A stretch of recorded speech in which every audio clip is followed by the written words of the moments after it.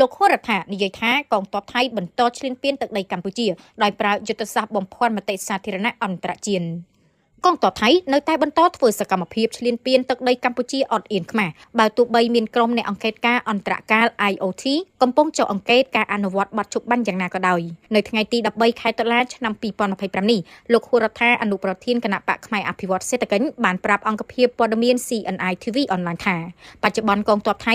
និងរដ្ឋាភិបាលថៃកំពុងអនុវត្តយុទ្ធសាស្ត្រនយោបាយបំភាន់មតិសាធារណៈអន្តរជាតិដើម្បីងាយស្រួលឈ្លានពានទឹកដីកម្ពុជានិងកែប្រែស្ថានភាពនយោបាយក្នុងប្រទេសថៃលោកហ៊ុនរដ្ឋាបានបន្តប្រាប់ថាយើងក្រឡេកមើលនយោបាយរបស់ថៃនាពេលបច្ចុប្បន្នទៅនឹងហើយនៅពេលដែលកងទ័ពថៃធ្វើការគំរាមកំហែងដល់ប្រជាពលរដ្ឋកម្ពុជានិងដាក់សម្ពាធដល់រដ្ឋាភិបាលកម្ពុជារ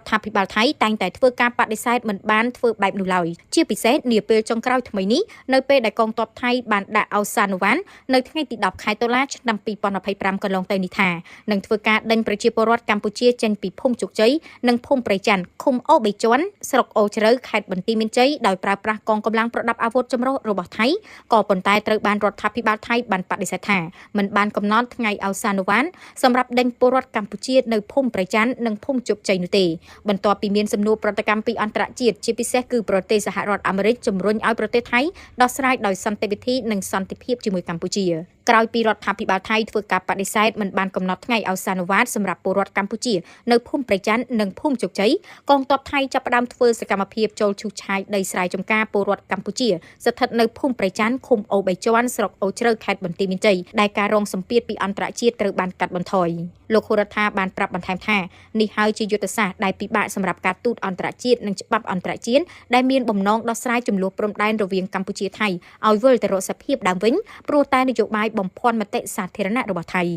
លោកបានបន្តបន្ថែមទៀតថាយុទ្ធសាស្ត្រនេះបានបង្ហាញថាកងទ័ពថៃជាអ្នកឈ្លានពានអធិបតេយ្យកម្ពុជាប៉ុន្តែទុកឲ្យរដ្ឋាភិបាលថៃជាអ្នកដោះស្រាយនៅពេលមានសម្ពាធឬសំណួរពីអន្តរជាតិដោយប្រកាសថារដ្ឋាភិបាលថៃមិនបានធ្វើទេនិងបង្ហាញពីឆន្ទៈក្នុងការសម្រួលការដោះស្រាយជាមួយកម្ពុជាក្នុងនាមរដ្ឋាភិបាលថៃគ្រប់យន្តការច្បាប់អន្តរជាតិហើយប្រាប់ថាពួកគេប្រាប់ទៅអន្តរជាតិថាគ្រាន់តែធ្វើសកម្មភាពនៅលើដីថៃប៉ុណ្ណោះលោកបន្តទៀតថាពិតណាស់រដ្ឋាភិបាលថៃមិនបានធ្វើសកម្មភាពប៉ុន្តែគឺកងទ័ពថៃជាអ្នកធ្វើសកម្មភាពឈ្លានពានលើដែនអធិបតេយ្យកម្ពុជាដោយពាក្យដែលអ្នកនយោបាយតែងប្រាថាមាត់ថាទេប៉ុន្តែជើងបានបន្តរុលចូលនេះហើយគេហៅថាយុទ្ធសាស្ត្របំភាន់មតិសាធារណៈលោកហ៊ុនរដ្ឋាបានសង្កត់ធ្ងន់ថាប្រទេសថៃប្រើយុទ្ធសាស្ត្របែបនេះព្រោះថៃបានចាញ់កម្ពុជារួចទៅហើយចំពោះច្បាប់អន្តរជាតិនិងការទូតអន្តរជាតិរបស់កម្ពុជាចំពោះយុទ្ធសាស្ត្រនៃការអត់ធ្មត់និងអ្នកទ្រាំបានយូរជាងជាពិសេសគឺក្រោមការដឹកនាំរបស់សម្ដេចមហាបវរធិបតីហ៊ុនម៉ាណែតនាយករដ្ឋមន្ត្រីនិងសម្ដេចអគ្គមហាសេនាបតីតេជោហ៊ុនសែន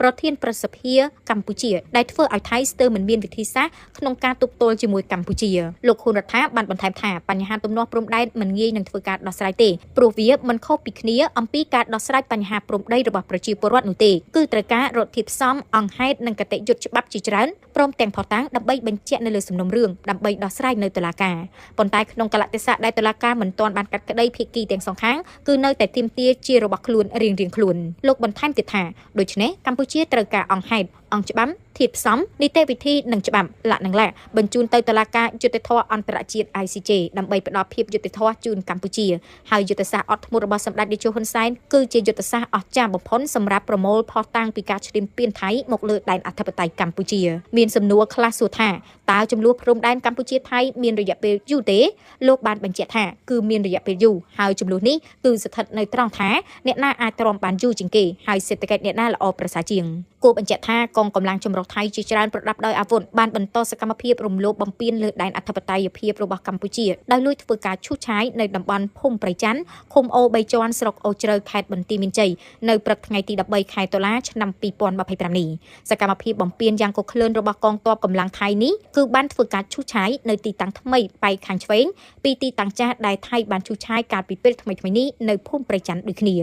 ក្នុងរយៈពេលប្រមាណថ្ងៃនេះថៃបានធ្វើសកម្មភាពបំពានជាបន្ត បន្ទាប់ទាំងការឈូសឆាយដីចំការរបស់ប្រជាពលរដ្ឋនៅភូមិប្រច័ន្ទដែលបានអាស្រ័យផលជាយូរមកហើយនិងបន្តចាក់សម្លេងរំខានឬខ្លាំងៗដូចជាសម្លេងខ្មោចឆ្កែព្រុសឆ្កែលូសម្លេងខ្យល់សម្លេងយន្តហោះលាក់និងលាក់ដែលជាទម្រង់នៃការបំផិតបំភ័យនិងយាយីផ្លូវចិត្តប្រជាពលរដ្ឋនៅភូមិប្រច័ន្ទនិងភូមិជោគជ័យទោះបីជាយ៉ាងណាកម្ពុជានៅតែបញ្ជាក់ជាថ្មីថាកម្ពុជានៅតែអះអាងពីការបដិញ្ញាចិត្តក្នុងការដោះស្រាយចំនួនព្រំដែនដោយសន្តិវិធីតាមរយៈការអត់ធ្មត់កម្រិតខ្ពស់បំផុតនិងអនុវត្តយ៉ាងខ្ជាប់ខ្ជួនបទឈប់បាញ់ប៉ុន្តែកម្ពុជាក៏រក្សាសិទ្ធិការពារអធិបតេយ្យភាពជាតិនិងបូរណភាពទឹកដីនៅតាមតំបន់ព្រំដែន